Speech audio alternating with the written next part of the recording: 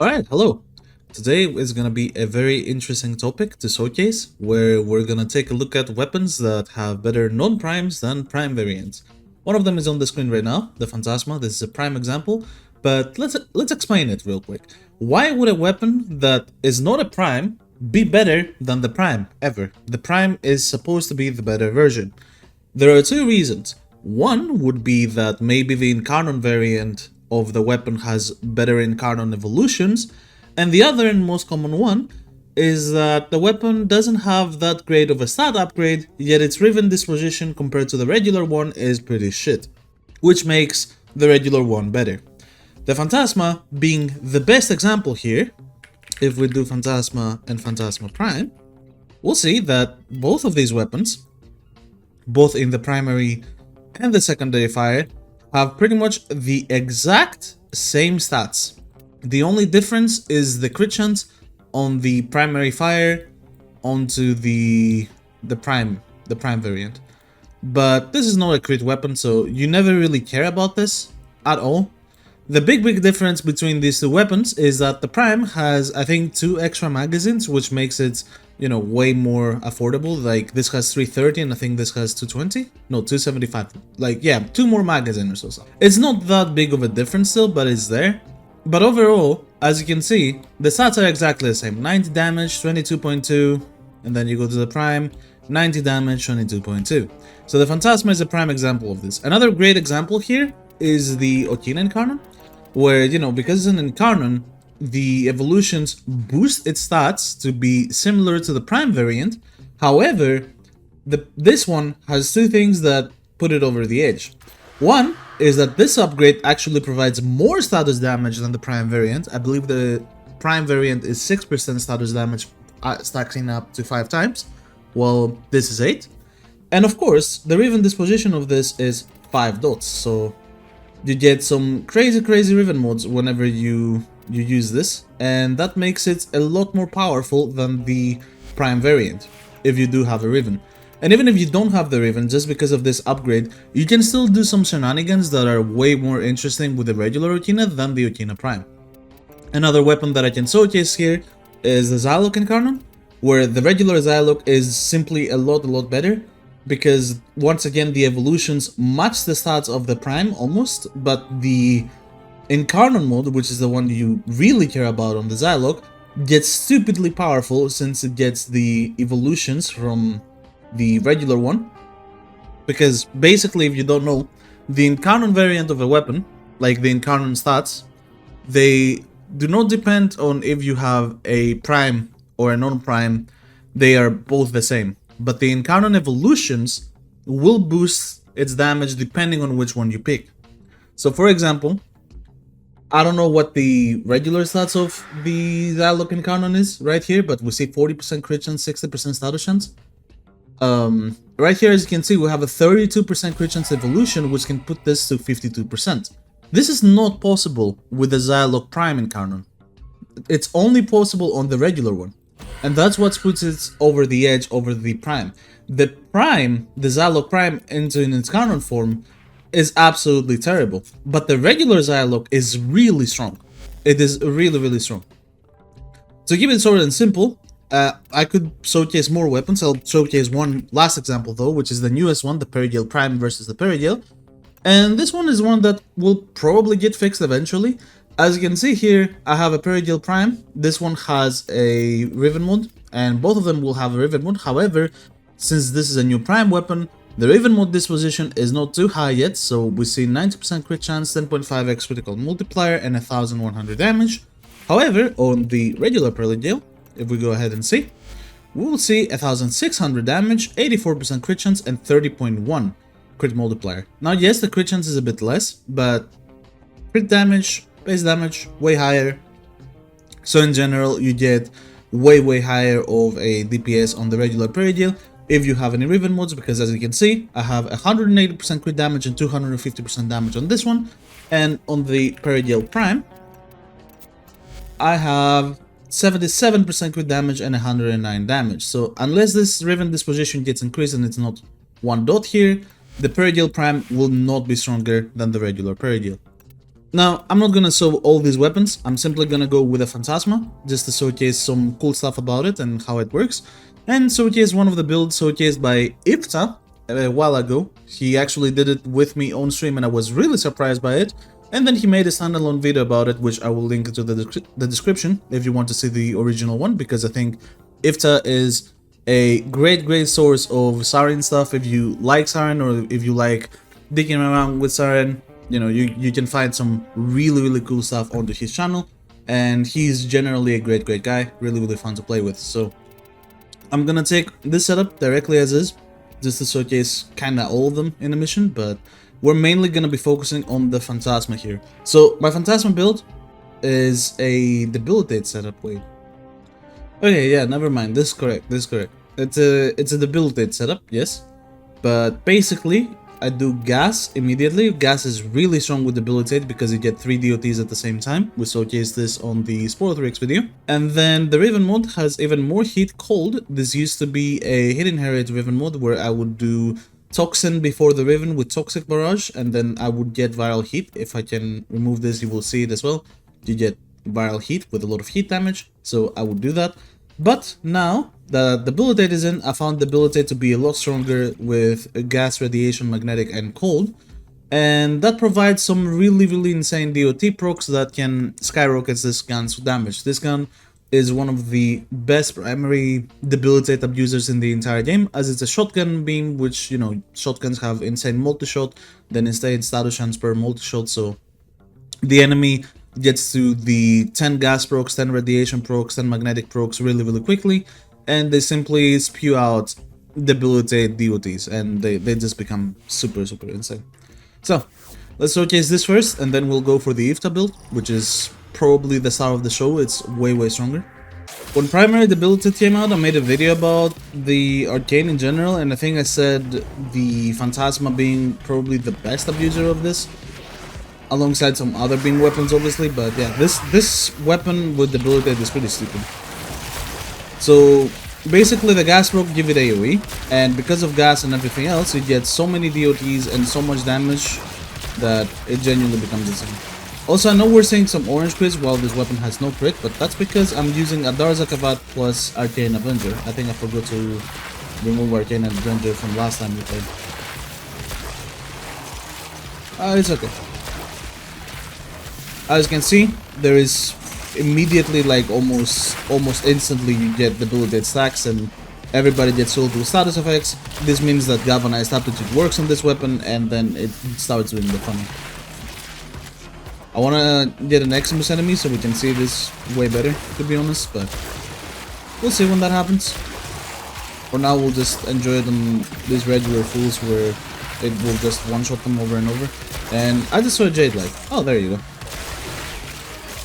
So, yeah, I mean, the moment you pull the trigger on an Eximus, the health bar starts depleting really quick. And yeah, I understand that Viral Hit might be more appealing to some people. It's really appealing to me. And as we have a special Discord that we talk with some friends, they all say, oh, Viral Hit underrated as a meme, so I will also say it, oh, Viral Hit is underrated. But I mean, debilitate. You get so much damage from galvanized aptitude on this weapon, and it has so much base damage that it genuinely becomes really strong. Like, you get both DOTs, especially if you run Roar, and then you have so many status effects onto the enemy, he just gets one-shot completely. Really love it.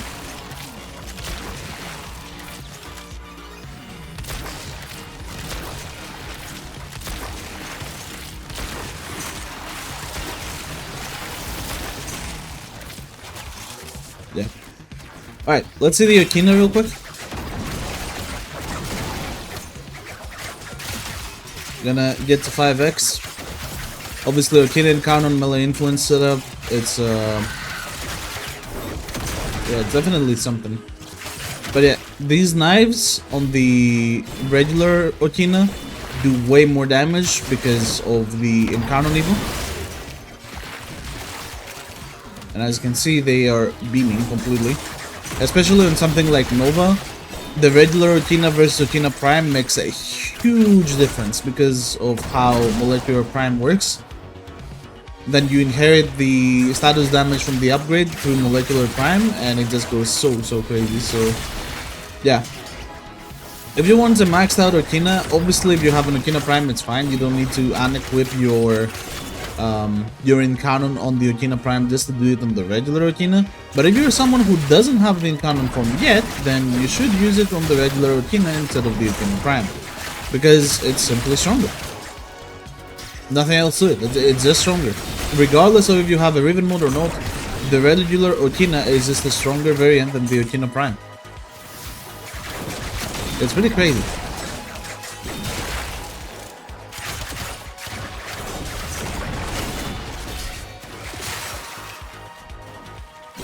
But yeah, overall, melee influence, we all know would say melee influence underrated.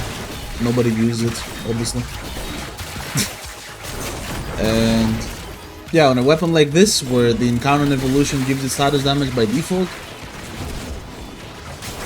yeah, it's pretty stupid. Finally, I'm gonna focus on the Xyloc real quick, where I have a Riven with minus zoom, so the zoom gets very interesting. This is a weapon that you need to hold the trigger down until you can release it to perform another headshot, and it's probably one of the best accuracy abusers in the game because of two things. First of all, obviously you have the anti-Eximus mode that makes it pretty much one-tap any Eximus you find it. Like 9.5 million damage on that guy. But on the Incarnon form does not actually take benefits from multi-shot at all. So actually it's just free. If you hit a headshot, yeah, actually it just becomes free hits on this weapon. And you get some crazy damages if you're patient with your shots. And since I play Wisp, I can easily be patient and just really put in some work for this, not gonna lie. Really fun weapon. I like aiming in general, so I like weapons that take headshot damages and put them through the roof. If I can charge this Incarnon for the Acolyte too, we're gonna see like really stupid stuff. And obviously you can spam it a lot, you don't need to like wait, but... Alright, Torments.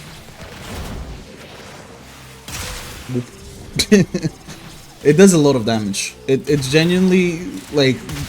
The Xyloc Incarnon is really good when you are non-Incarnon. When you're non-Prime rather. When you're Prime, it's kind of sucks. I don't know. Like, the difference is really big actually on this one. Which is kind of funny to think, because a lot of people were telling me like the Xyloc sucks. I don't like the weapon at all. And the regular one is just so much better. It's so much more powerful.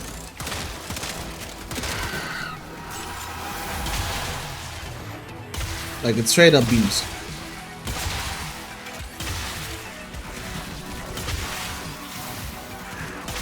Yeah. Very interesting to do all this stuff and to know about them. And obviously, you know, if you're someone with a Peridil Riven and you're using the Peridil Prime, definitely get the normal one. You're gonna see a huge difference in your damage and you're gonna have a lot more fun with the weapon. There are some other weapons that have this property, of course, but I cannot really go through all of them. I might, if people ask me to, put a pinned comment to talk about every weapon that I know of, and obviously some other people in the comments will probably know some other weapons that have this similar, you know, interesting quirk where the non-prime is better than the prime.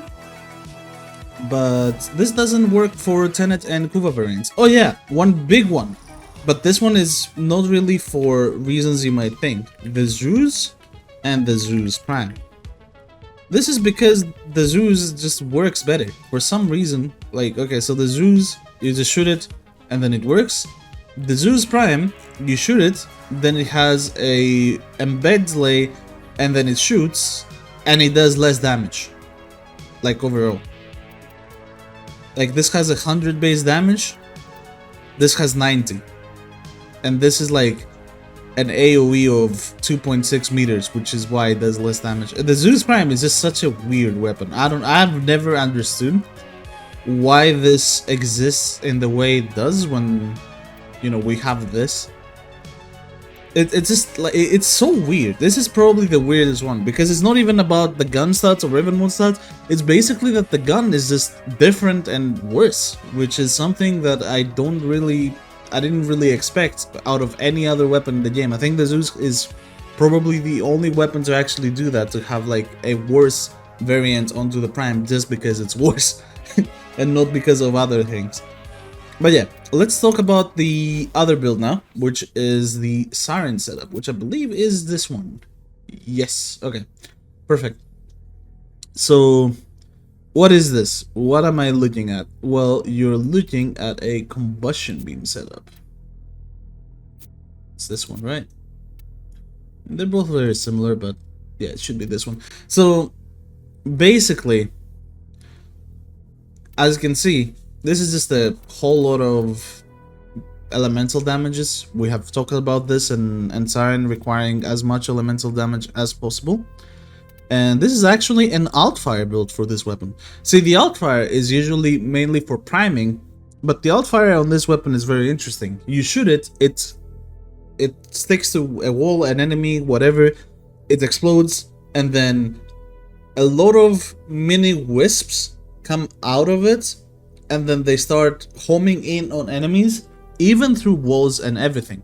Like, you don't need to actually shoot it close to an enemy. These will go through walls and just target enemies, like, just through anything, which is super weird. But the weirdest part is that I did this build, and I used it against both the Tekrot and the Skaldra, and this still worked.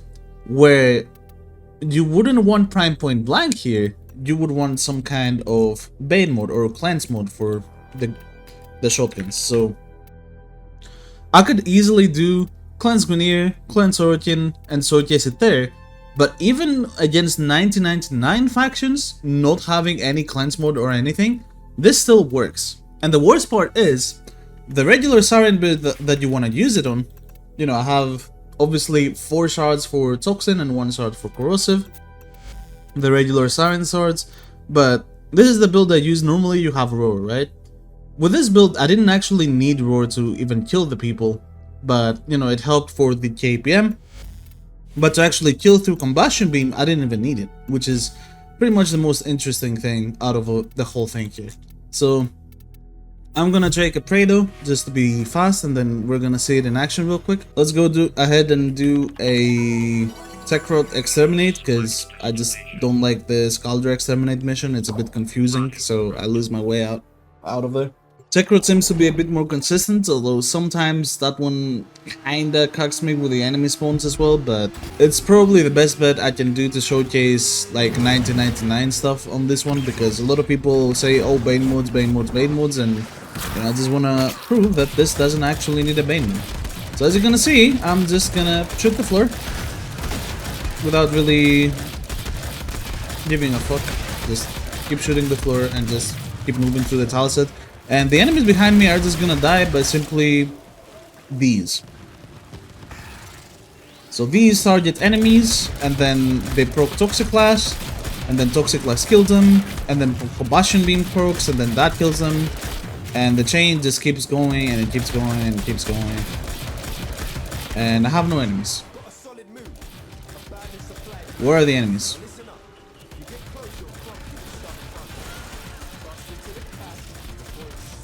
But yeah, the funny part about these is that they can go through walls completely, so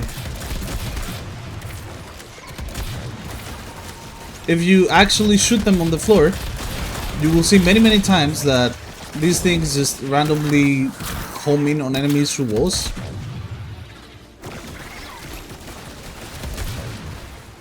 I wanna get a showcase here. Yeah, see, they went above the roof and now they're hitting those, so it's basically that. I don't know, it's super interesting. And even without Roar, the damage will be enough to kill them, and then it spreads Combustion Beam, and Combustion Beams kills them. These guys have 1 health. Are you serious? Whatever. But yeah, it's basically a really stupid setup that you can do. And Saryn is still squishy as shit, so I might die, but hopefully it doesn't kill every enemy so I can rest. There we go. Okay. If I was a better Saryn, I would press 2 and survive it, to be honest, but kinda scared of my energy.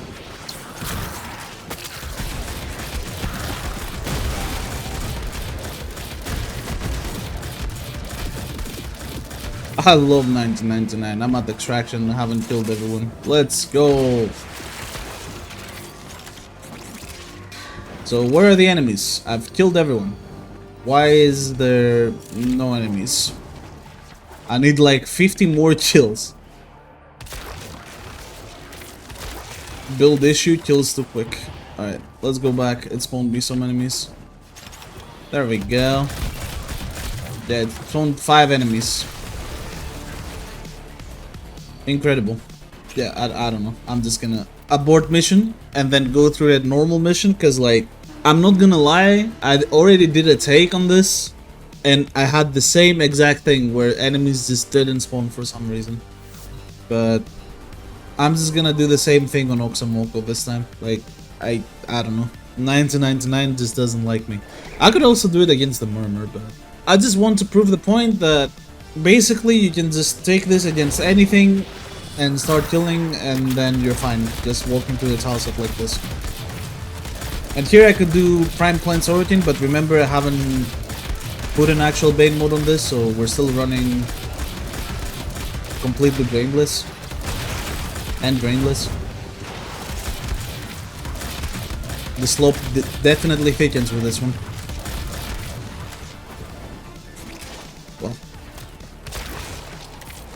Oh, thank you. We had no enemies again. Oh, there is an elevator. Okay, that's right.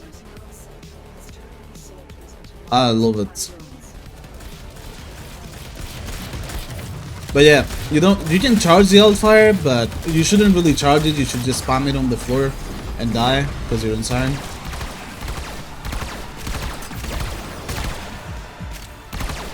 Thanks.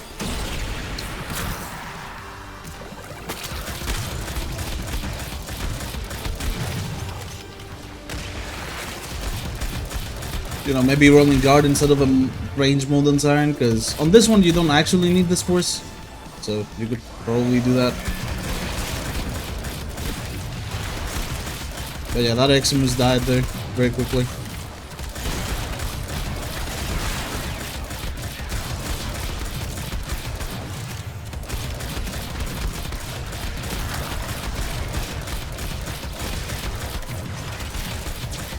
Just shooting the ground.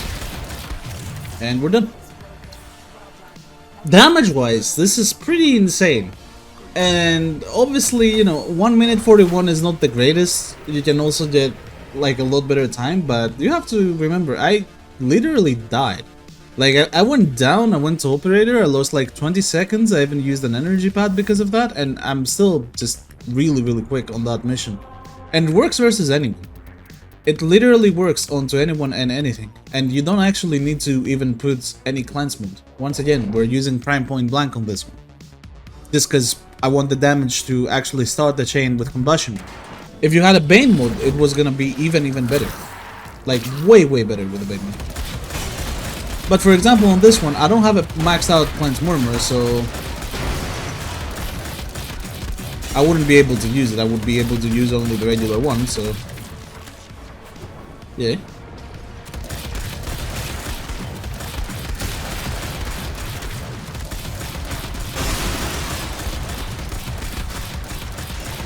Literal brain rot Saryn setup. Just navigate your way through the tile set, shooting the floor and killing anyone.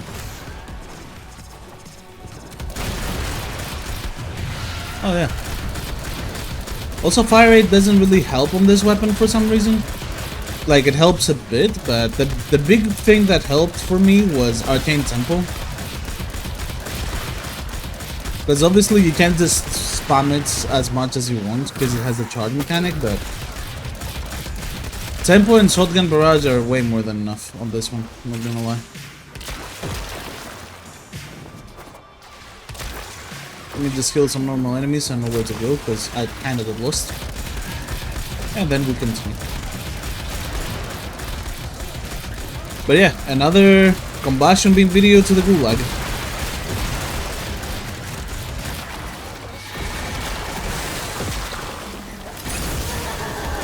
Phantasma also being Phantasma, it has some crazy damage if you want to do it normally, but you will never, almost never need to use it anyways. You will just treat it like this, and everything does.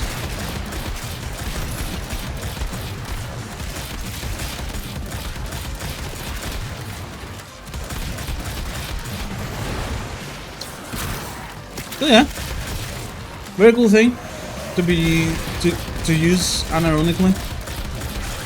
If you're proficient at doing exterminates, this can help you quite a bit, and Saryn is a very speedy Warframe, so you could probably add some parkour shards instead of toxin shards, and this would still do fine in damage.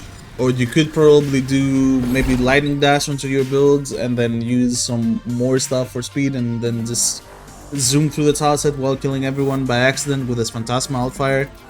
And yeah, I mean, I still remember the days where Nightmare Frame would say to use primary exhilarate on the Phantasma Outfire to get energy back, and I always thought it was funny. And I also never really liked this weapon, and I kinda still don't, but this build is way too overpowered, or this Saryn setup rather is way too overpowered. Very branded, you just shoot the floor and go, and it just, yeah, it's really stupid. So yeah, if you try to find a Riven for this, obviously as many elementals as possible. Multi-shot's also nice, whatever, doesn't really matter. And obviously if you're missing damage, then Prime Cleanse, Roar, or Toxin Shards. The Toxin Shards I think are the most important part of this, and you should be absolutely fine. Also, why primary crux here is because the Altfire Wisp things can trigger headshots, they will trigger weak points, so primary crux actually works and gives the Altfire more status chance, which means more damage, which means it can start the chain easier, and is in general very cool. If I remember correctly, Ifta uses Zada's Whisper because Zada's Whisper gets multiplied on weak points, which makes his chain start even more quick, but I decided to opt for Roar instead because sometimes I would hit the enemies directly, which would proc Zada's Whisper onto their body, and then I would lose the headshots. So it is something to keep in mind. Obviously, you know, both Zada's Whisper and Roar works, and I think Zada's Whisper is probably the better choice, but for my playstyle, Roar was the better choice. That's gonna be it for today's video. Thank you very much for watching another video of mine, and I will see you on the next one.